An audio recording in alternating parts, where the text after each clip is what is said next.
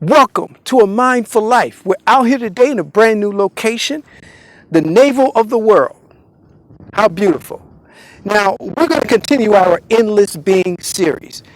The last video, we talked about the be-do-have equation. And in a nutshell, go back and watch the video, but in a nutshell, the be-do-have equation basically talks about that to have means that we do something.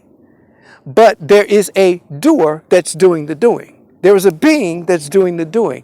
So the process of creation really goes from being to doing to having.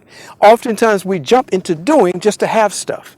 But if the being has not changed, then it goes back to the way it was before eventually. We don't get what we think we want if we're still the same being that we were. All right, so you can go back and watch that video. That was a starting point for us. Now today we're talking about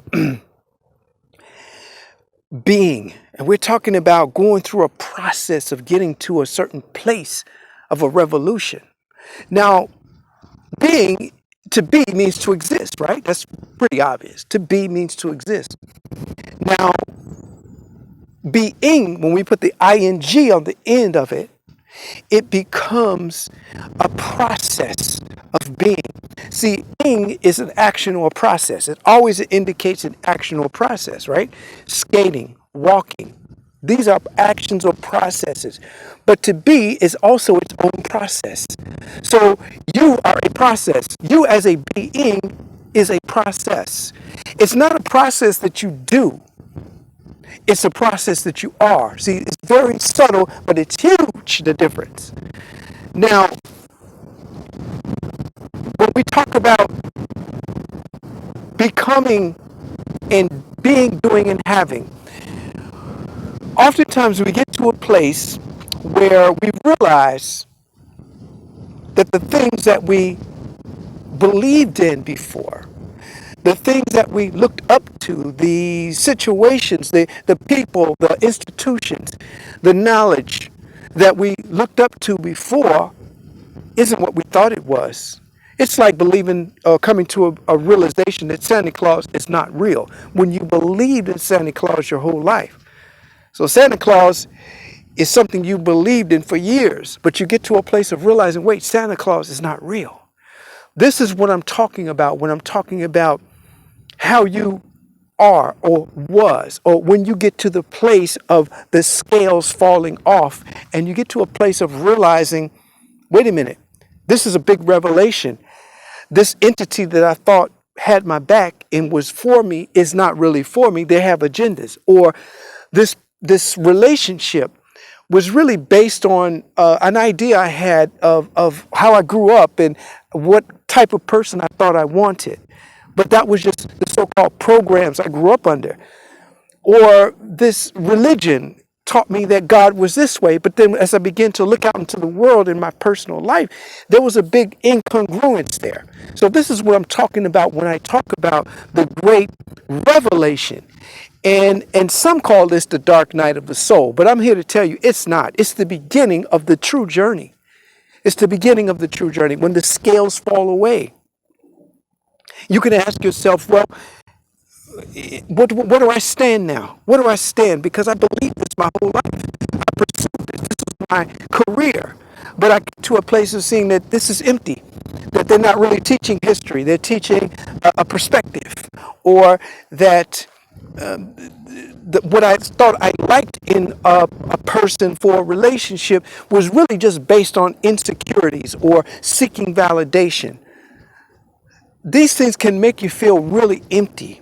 They can make you feel like you have no ground that you're standing on, because the ground that you were standing on all of that time was subject to change. It was not absolute. You went to school to get this big education to learn about how things are, but then you realize, wait a minute, they're not quite like that. What do you do with this? Depression? Being lost? I'm going to say today that this is not the case, that is the beginning. All of these questions come up.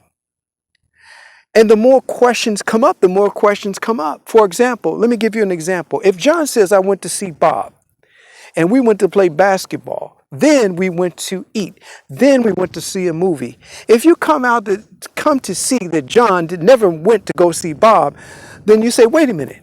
Then they didn't play basketball. There was no basketball. There was no movie. There was no eating. All of that was lies too.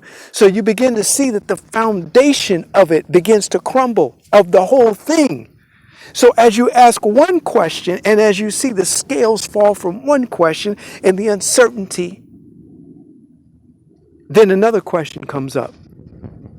Well, if I believe this and this was fake, then I base my life on that. So maybe my life is fake. If I believe that God was a certain way, I was taught that God was a punishing, vindictive God.